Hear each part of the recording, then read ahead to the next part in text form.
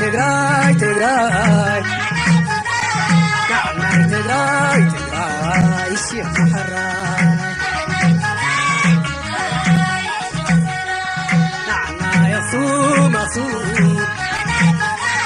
ናዕናይ ኣኽሱም ኣኽሱም ታሪክ ክንቀስም